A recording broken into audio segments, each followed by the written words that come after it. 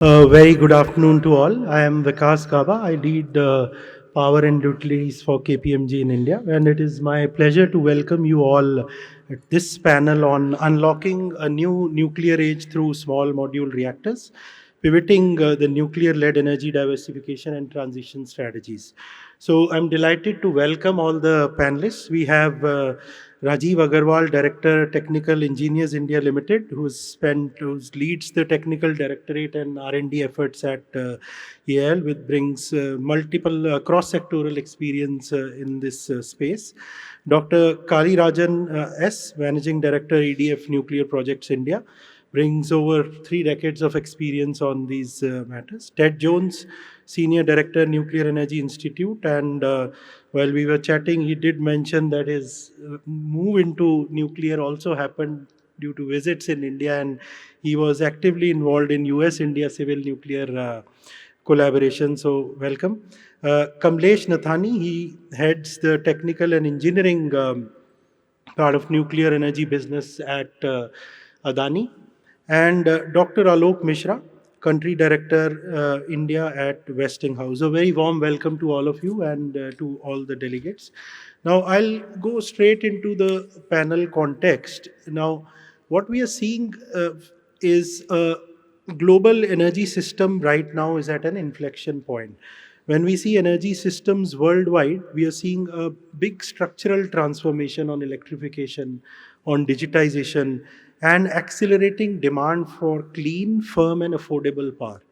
Now, while renewables continue to scale, the need for managing intermittency as well as ensuring round the clock reliability becomes very important. And this increasingly will become important as we see AI data centers, industrial electrification reshaping the baseload requirements. So, against this backdrop, nuclear energy, earlier perceived to be slow, capital intensive, somewhat unsafe as well, there were concerns around safety as well, has re-emerged as a strong option now because and renewed interest. So as part of we did a short survey of practitioners, USIBC and KPMG together, and about these were in people who know about the sector, have been working in the sector. Nuclear licensing and modernized regulation came as a first point, that it is very important how we look at this and how we solve this. And I know there's always debate versus large versus small, but I think both are complementary, have specific use cases. We will not delve into the large ones right now. The focus for this session will be on SMRs. And SMRs indeed are assuming a central place in the regeneration that we have seen with respect to nuclear because of modularity, smaller footprint, scalability, passive safety, load following characteristics, especially what India needs, and versatile applications beyond grid power, high temperature, process heat, clean hydrogen, district heating, and so on and so forth. And we'll go into deep dive into some of these as we move on. Now, last point before I open up to the panel, I think this time the changes that are happening, it's very important that it is what we see, the Shanti Act as well as changes that are happening is based on the needs that India is expressing right now. The need for repurposing and moving towards cleaner energy options, need towards meeting the industrial and changing load profile requirements, and also manufacturing, the ability to manufacture and get into nuclear supply chain through partnerships, collaborations, and so on and so forth. But there will be a lot to discuss, lot to solve around policy and regulation, institutional readiness, supply chain and workforce, finance and commercial models. How do we unleash that? What kind of arrangements will work? Technology and engineering. So I think, to my mind, how this takes shape, bringing all the global experience next 24 to 36 months are very, very important in this respect. So with this, we will be deep diving into some of these aspects as we move across the panel. And I want to bring Mr. Agarwal first. Uh, I think the question to you is that you've seen cross sectoral experience across various refining, petchem, clean energy, and so on. How do you see this recent changes that have happened in the last few months, particularly SMR reshaping the energy narrative, the energy diversification agenda in India as well as from the global, and how does it fit our energy strategy as a whole? Mr. Agarwal. Yeah, thank you, Vikas. I mean, uh, as you rightly said, the with the passage of the Shanti Bill, I think the nuclear energy has gained a lot of importance in the uh, decarbonization of the entire industry. The decarbonization process has started maybe few years back in India with the commitment of India being net zero by 2070. So a lot of industries have made their plans that how to make their themselves net zero, and we being a part of the Ministry of Petroleum, where a lot of refinery and petrochemicals is a business, and it is definitely has a very large carbon footprint. So, I mean, we've been working with the industry to make a net zero path forward for them, and as the electrification is definitely one of the ways which industry really wants to move. And when we talk of electrification, I mean the current things that are that has been going on since is last many for a decade, I would say, solar energy and to partly wind energy in the country. But with I mean, the passage of Shanti Bill, I think and especially the SMRs under development and maturing technology, it has really gained importance and will be, I think, a very good pathway for the industry to really decarbonize them, because the industries that we deal with, especially the process industry, when you say a refinery or a petrochemical, it has to run on a 24 hours basis if they want to run plants reliably, safely. I mean, you need to power them, but the problem of, I think, the renewables is intermittency. And these other solutions that with these intermittency was that we have a kind of energy storage, whether it is a gravity storage or battery storage. It adds a lot of cost component to the power that is available to run these refineries if they have to reduce their carbon footprint. And I think where this is where the role of the nuclear energy, and in particular the SMRs, will be there. That the industries, because these industries themselves use a very large power. Let us say a medium-sized refinery of 9 million, 10 million tons refinery will need about 200 megawatts of power. And let us say if it is integrated with the petrochemicals, it will require about 400 megawatts of power. So the SMRs can be a kind of a captive supply to them without actually depending on the grid, and and a very reliable supply which the industry can run on 24-hour basis reliably, safely. So and I think with SMRs comes the basic advantage that which nuclear industry has faced, that it is a decade-long projects which takes a lot of time to implement. And while we can set up a refinery in 4 to 5 years or even less, I mean, if we integrate with a nuclear project, then it is a real problem. So, I mean, that is why the SMRs definitely will be a big way to go. And we've now find that a lot of industry, especially from the steels, I mean, the metallurgy sector, is interested to go for this, because they are also one of the major consumers of captive power.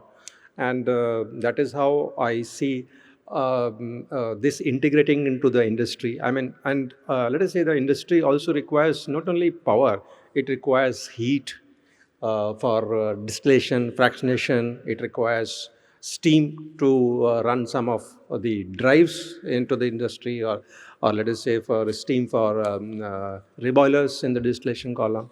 So the SMRs can also integrate into the processes directly with this. So that is why I find that SMRs will be a good solution to fit into the large industries, a medium-sized refinery or a large refinery or a petrochemical plant, fertilizer or medium sector, even the steel industry, it will be a good solution to offer so that low carbon energy is available in from electricity, power, steam or heat, which and this will help the industry to really reduce its carbon footprint. Thank you. I think uh, two, 3 points that came up. One, specific use cases will come out as you mentioned. It could be captive, it could be linked to a specific industry. Sometimes SMRs, as I heard, can be co-terminus with the asset itself because the time frames can be aligned. This will come Yes, I mean quickly. that is one of the biggest advantage. I mean, then you can reliably. Otherwise, let us say if some part of the component will come 10 years later, I mean, it doesn't really serve the purpose, Absolutely. and the industry doesn't have that kind of a patience. I mean, I mean, somebody will wait for 10 years to really realize it. And the process in being ability to integrate with the process directly, whether Yes, it I is mean heat, that will be one of the, electricity, I and think so in on. my, because we have integrated a lot of small components into big complexes. So I mean that is what I see is one of the great opportunity that this will offer. Sure. Thanks. So, Ted, moving to you, just abstracting above, we've heard the why the need is emerging from the Indian system. Just as within the nuclear geopolitics, do SMR have the ability to realign the nuclear alliances that have been work in progress in certain cases, including the supply chains, the export control dynamics, balance of influence? That how can SMR break and accelerate that process from your standpoint, Ted? That's a great question. Nuclear energy cooperation has always been a strategic proposition, and it was at the center of a US India strategic partnership 2 decades ago when I became involved with India for the first time. And it's long. It goes for decades, from the early works through operations. Involves a lot of conversations around sensitive technology. So it implies a lot of mutual trust and respect. With SMRs, the difference is it's even more shifted towards global supply chains. Think of SMRs as building airplanes, not airports. It's a repeatable activity. It's more modular. It's more exportable. So when an Indian company or an Indian PSU contemplates a partner, you need to think about what does that global partnership look like? What kind of reputation does the partner have for tech transfer and localization? What kind of market reach does the partner have? And also, what kind of credibility does the partner's regulator have? Because it's not about importing regulation into India. It's making Indian exports credible. It's a passport for Indian exports to global markets where that regulator is known and respected.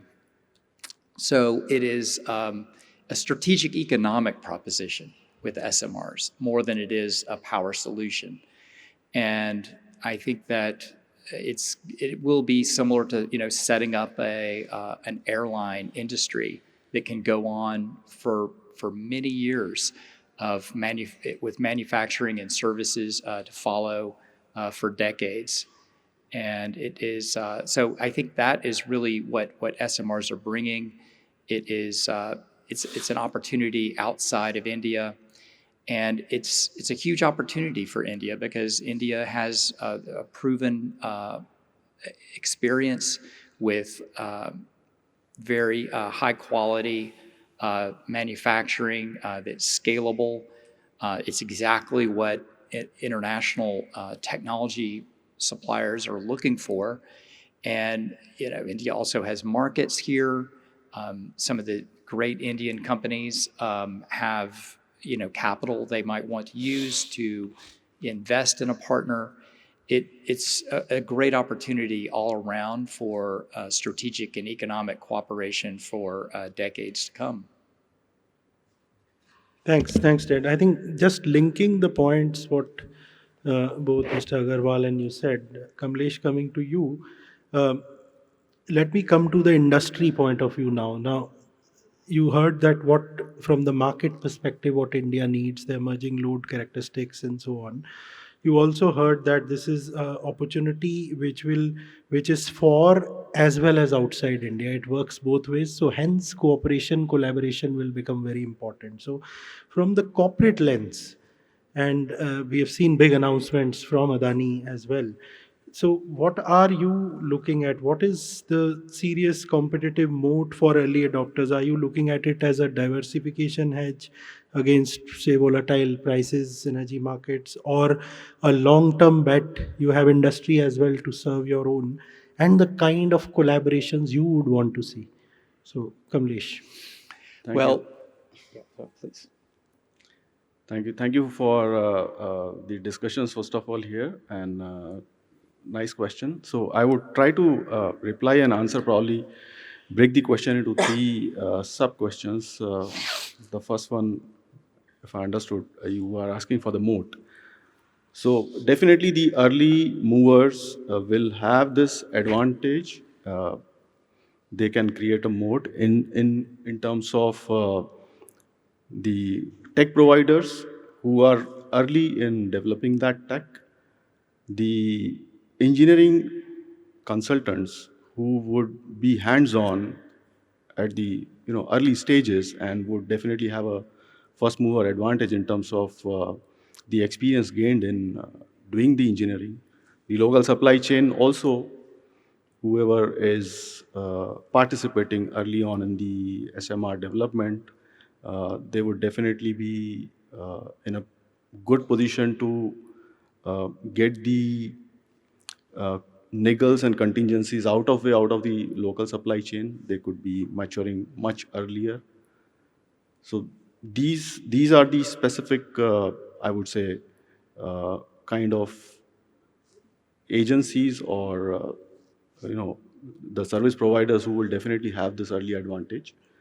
So it creates a kind of a moat for them as well. The second part of the question is diversification. We have already spoken enough. Agarwal ji and Ted has already spoken about it. That for creating the diversification, it is essentially the captive power generators who would be more interested in creating this diversification because of the fluctuating costs and fluctuating fossil fuel supply constraints globally. They would want to have a source which is diversified, not just in terms of the from the cost point of view, but the intermittency could be handled, the continuous availability could be ensured. So these are the diversification needs, I would say, for not just the captive power producers, probably for power generation at large. And the third aspect, I think, is the long-term uh, prospect of the SMR. I see it is benefiting each and everyone. It will coexist with other energy sources, other energy verticals, and I think SMRs will have its own space in terms of the kind of geographies it will serve, the kind of uh, micro regions it can serve, the kind of flexibilities it can provide in terms of load follow and other stuff. So I think in long run, it is a win-win situation for all, and it will be a good coexistence with other forms of energy. So yeah, diversification is already addressed even in the long-term aspect. And as far as our organization in particular is concerned, I think after the after the Shanti bill has been tabled and passed, I think just like everyone else, we are also keenly observing the developments happening in the SMR space, not just the SMR, probably in the entire nuclear technology space, and we would definitely participate at the right time. Okay. Ted, you wanted to add? You were saying something at that time? No, no. Okay. So I'll move to Dr. Mishra now. Dr. Mishra, one is, of course, I wanted to know deep dive more into the power system and load characteristics of SMR. But first, your overall views on SMR deployment in India. How are you seeing it? And what role do you see technology supply chain partnerships playing in this play? Please. Good afternoon to you all. I think you'll need to switch it on. Yeah. Good afternoon to you all. And this is Alok Mishra from Westinghouse Electric Company. In fact, Santi Act itself is, is a great progress for faster decarbonization of India in achieving the net zero commitment. And it is also really heartening to see that Government of India has articulated a comprehensive vision of change and has focused on renovating mostly the entire Indian nuclear landscape to open it for the private sectors. India aspires today to be a 100 gigawatt nuclear electric by 2047. However, reforms pertaining to expanded access to the domestic market by itself will not guarantee private sector participation in nuclear arena. This may depend equally on several other factors like availability of technology, cost of capital, competencies of the interested private players. Of course, the character of liability involved is important, which GOI has addressed and has defined. Rapid expansion of supply chain ecosystems that includes help from the external countries, organizational and societal readiness, regulatory expansion and readiness to live up to the upcoming challenges, which will be manifold, because we are talking in terms of a 12-fold increase in nuclear electricity in about 20 years' time. A critical challenge could also be financing, especially on the scale required for enlargement of nuclear sector as envisaged. And at the end of the day, whether India's nuclear power sector could expand as dramatically as the votaries advocate will largely depend on the economics of producing nuclear power. With that setting, let me get back to responding to a question, sir. India is an energy hungry country, and our aspirations to increase the nuclear electricity by manifold by 2047 is perhaps potentially the highest in the world today. This is absolutely in synergy with the high rate of industrial and economic development in the country in the current regime. I must say that large reactors are good for achieving faster decarbonization, whether they could be built, wherever they could be built, and we could get the benefit of economy of scale. But soon, we will get into a situation in which we will have constraints of availability of land for large reactors. And we will have the only options of getting into SMRs, which will be of lesser risk with all advanced passive safety features, needs lower ticket investment, easier and faster to build, could offer grid follow flexi power operations, and could potentially be cohabited with the hard to abate industries. Process industries need reliable power, but not necessarily continuous fixed demand of power, as they themselves will have their own business cycle and shut down for their maintenance. Of course, hyperscalers are different, which will have round the clock reliable energy supply. With this, I must say that SMR is a must and will have their own space for India's next net zero accomplishment. SMR and AMR will potentially disrupt the nuclear industries in the coming decades. For Westinghouse, we have a AP1000 which produces about 1200 megawatt gross and about 1100 megawatt net. In fact, Westinghouse have a suite of state-of-the-art reactor technologies to meet a variety of customers' requirement.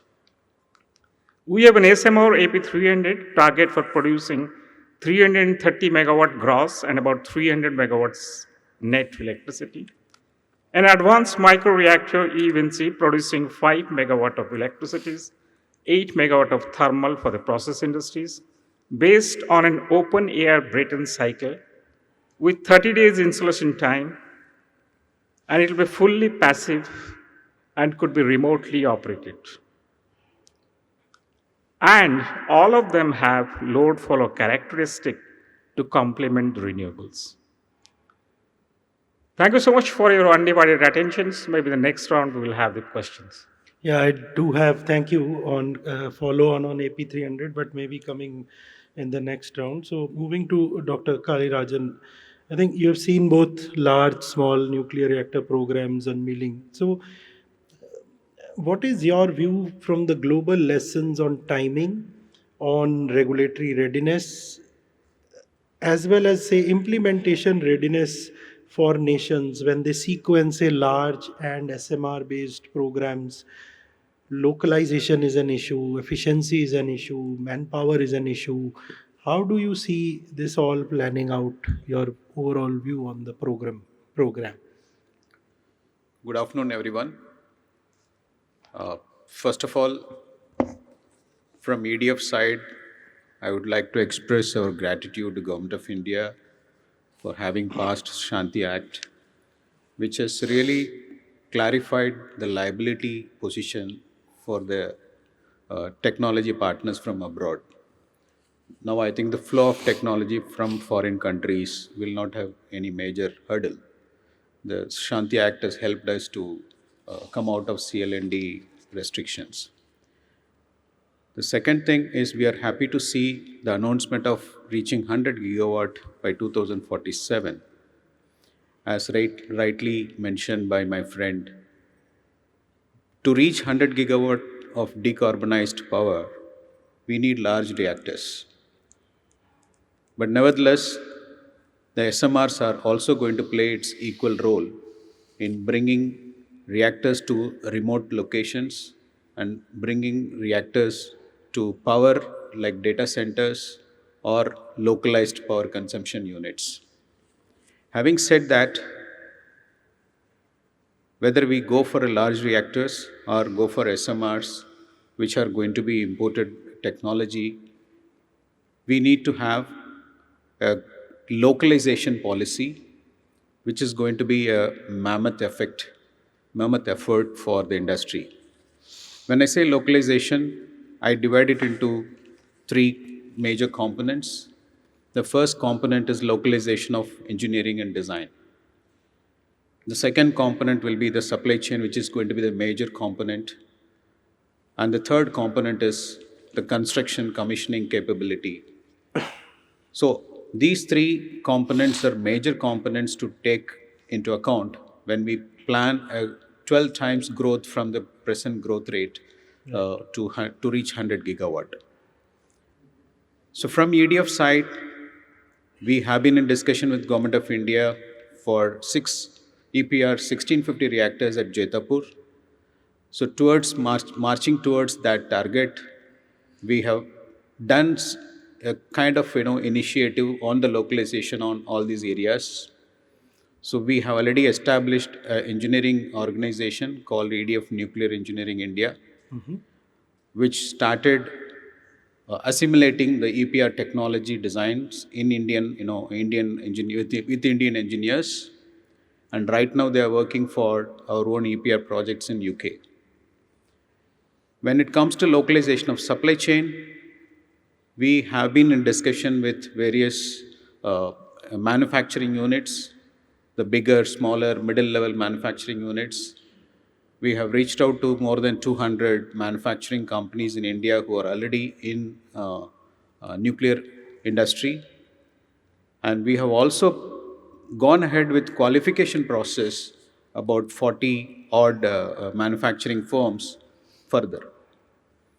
The major challenge today, what we expect, whether it is large reactors or SMR, is that when the technology is going to come from France, the rules and regulation standards and the local regulatory compliances, these are going to be a major challenge. And the manufacturing industry to follow and adhere to the standards of design standards of the particular country, that is also another major challenge. So training the manufacturing industry in India, because supply chain is going to play a major role in almost more than 60% of the total cost of a project is based on the supply chain. So developing a supply chain is going to be a major challenge for us, and EDF is committed to that because we have a strong strategic civil cooperation agreement with Government of India, between Government of India and Government of France, and Right. we are committed to that agreement, and we will be continue to work on this area. And coming to the SMR, we are in the process of developing and finalizing our SMR design. I think in the next round, I'll be able to spell out some characteristics of that SMR. Sure. Thank Thank you. you. So a quick next round, coming back to you, Mr. Agarwal. I think we mentioned about engineering and localization of the supply chain. What does a robust SMR supply chain should look like? What does it mean to you? And what are the critical, say, building blocks of that? See, I agree with you that let us say the industry really has to grow. We have to develop strong supply chains. When we are targeting 100 gigawatt by 2047, so another 20 years we have to build up large capacities. So we must have good supply chains to meet the project demands. And I must share with you that when we started in 1965, our company is almost 60 years old. And that time, even the refining industry was in a similar situation when all the components were all imported. There was no indigenization. Today, I should say that 95% of the refineries indigenized. All the components that are put in such large projects, 95% is indigenized. Similarly, the petrochemical industry, which even let us say a decade back or 2 decades back, more than 50% was imported components. Today, it is about 85% is indigenous. So, as Engineers India Limited, we have been working with vendors, supply chains for hydrocarbon industry in past, and even in the, let us say, the renewables, biofuels. We are developing the vendors. Similarly, I can assure that we will develop a lot of supply chains for the nuclear industry also. We have been working on projects with NPCIL for setting up a 702 4 megawatt nuclear plant, and we are also working for them on a conceptual design of a SMR reactors on a light water technology.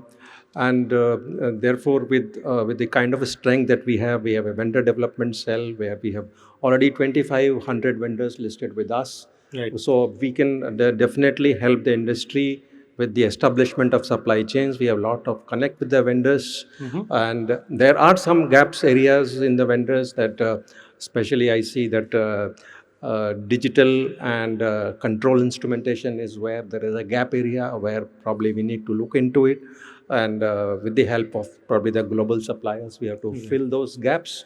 So these are the areas where probably we need to work with the supply chains and see that we have indigenous supplies, most of it, and of course we can always augment with the global supplies. Right. So the supply chain elements will need to be mapped. Where are the gaps? What can be borrowed from maybe other industries? And a plan needs to be, Yes. specific plan needs to be put in place. Thanks. Ted, regulatory and fuel cooperation globally. is also an important element. What are the lessons? What do we need there? Very good question. To meet the growing demand for nuclear energy, regulators need to change the way they've approached things. On the industry side, we've created simpler designs that make construction and operation simpler and cheaper. And there's no reason why regulators can't do the same, especially to meet the kinds of targets that India has with 100 gigawatts. In the United States, we have a little less than 100 gigawatts today, but targets for new nuclear range from 300 to 400 gigawatts. Nuclear Energy Institute has in its membership all of the operating utilities. We ask them how much more new nuclear they need. They've told us more than double of what they currently have. And these are only half of the utilities supplying the US grid. These are the nuclear utilities. And the other non-nuclear utilities are making the same calculation, but they also need nuclear. You've got the hyperscalers. So this is a lot of pressure on the regulator, which is coming out of decades of not licensing a lot of new designs. But today, I'm happy to say, they have really responded. They have, been mandated by Congress 2 years ago with the ADVANCE Act, and last year by executive orders from the White House to accelerate even faster, and they are delivering, which is a very good thing. I think there are other countries that have, undertaken reforms as well. Again, this is not about lowering standards, but it's about taking a fresh approach to achieving the safety goal with probabilistic risk assessments or doing things in parallel. Nuclear Energy Institute has given a lot of recommendations that US NRC has adopted in this vein. In terms of cooperation, there's also a lot to be gained. It's not going to help us achieve our goals if we're redoing credible work from other regulators. It doesn't mean that you're importing regulation, but if you have a credible assessment, that should be used somehow. We should get our regulators working together. The US and the Canadian regulators work very closely on the deployment of the GE SMR in Canada. We're collaborating closely with the UK regulator, the Polish regulator, and I'd like to see that happen with the AERB. Thanks. I think the timer has vanished, but I reckon it's working there, so we still have about 4.5, 5 minutes. So moving to you, Kamlesh, again, if you want to add, especially from the private sector, what Shanti Bill has enabled, quick word on what follow-on will be required to make it actually happen. It is enabled, but there are still steps to go. I think the major enablers that could be required is, I agree with Ted that regulations, simplification of regulations is most essential. At the same time, there should be a equal respect for other regulators of the other countries. Probably we should have a collaboration, a collaborative effort which could reduce the amount of review times that is required. That is, I think, first and foremost, and the most important part to aid this whole enabling process. I think standardization. It's a big I would say aspect which I believe standardization in terms of not just the regulations, probably design, engineering, the way the project is being built in construction, as well as the supply chain. If everything is more or less standardized, I think the scaling up could be much easier. Right.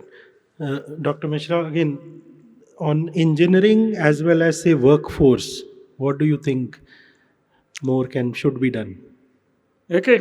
See, our SMR AP 300 is based on our AP 1000 technology. AP 1000 technology is fully modular.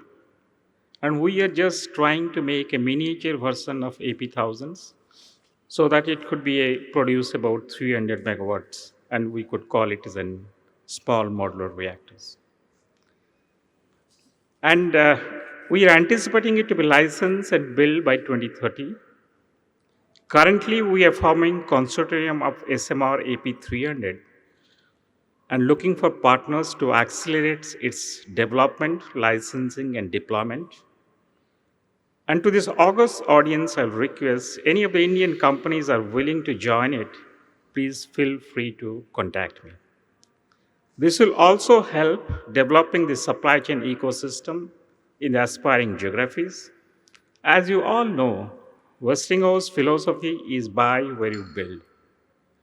We could potentially work with many Indian manufacturing companies to develop the supply chain ecosystems. Westinghouse design is based on ASME requirements, and Indian industries are used to it, and it should be easy here. I will strongly encourage Indian manufacturers for ASME N stamps and 10 CFR 50 Appendix B requirements, and also the ISO 19443 certification, which could help. Right. On conclusion, I will say that the SMR landscape today is very crowded at this point of time, and path to success could potentially be very narrow. At the end, very few companies could be on the finish line. Thank you. Thank you, and thanks for the. I think there is offer on the table on collaboration as well. So you heard a lot of aspects, Dr. Kalirajan. I think from the new word experience that you have in Europe, any missing aspect? What more in the building blocks? Just quick word. I think we are time pressed. So Yeah.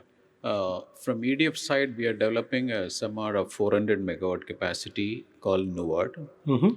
The one unique proposition which we propose is that it is going to be a co-generation capability which is getting inbuilt. So if you want to have full-fledged electricity, you can generate 400 megawatt, or you can draw heat energy to the extent of 290 megawatt from the plant. Right. So that is one part. The second proposition is that the maneuverability and load follow-up capability, flexibility in the design. From the 100% operation, you can bring down to 30% twice a day, and that is possible. And we feel that that kind of design feature is required for the Indian grid, which is going to be mostly dominated by the renewable power. So Right. this will fit into the Indian grid very firmly. And the last thing is, we have a letter of intent with Government of India to collaborate on the design development. And with the DAE, we have already signed an agreement on that. Mm-hmm. Nevertheless, now after the Shanti Bill, many private players are looking at SMR deployment. We are open to collaborate for a co-development of design for the indigenization of Nuward. So I keep this invitation open to all the industries who are present here. Thank you. Thanks. So we have two offers. So we are also just on time. The time has ended. So just quick closing remarks. I think SMRs, what we heard is, will have their own use cases and they bring benefits, and there are multiple use cases that will emerge.